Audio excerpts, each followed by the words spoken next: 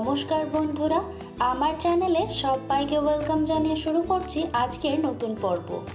আজ বিকেলে স্পাইসি চটপটা কিছু খেতে মনে হচ্ছে আর আলসেমিও কাজ করছে তাদের জন্য স্পেশালি এই রেসিপিটা স্পাইসি কর্ন চাট।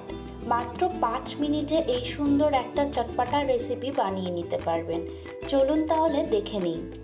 এই স্পাইসি কর্ন চাটটা বানানোর জন্য আমি এখানে একটা মিক্সিং বাউল নিয়ে নিয়েছি। ওর মধ্যে আমি হাফ কাপ সুইট কর্ন নিয়ে নেব, যেটাকে একটুখানি নুন দিয়ে 2 থেকে 3 মিনিটের জন্য ব্লাঞ্চ করে নিয়েছি। আর এই সুইট কর্ন যে কোনো বড় গ্রসারি শপেই পেয়ে যাবেন।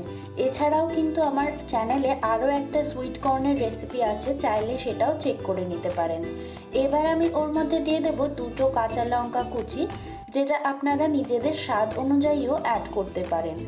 এখন দিয়ে দিচ্ছি 1/4 টিস্পুন বিট নুন বা কালো নুন। এখন আমি ওর মধ্যে দিয়ে দেব 1/4 টিস্পুন চাট মশলা। সবশেষে দিয়ে দেব 1/4 টিস্পুন শুকনো লঙ্কার গুঁড়ো।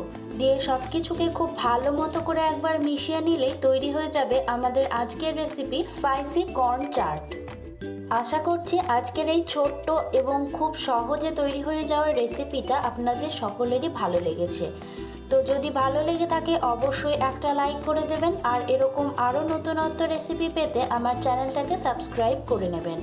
Thanks for watching.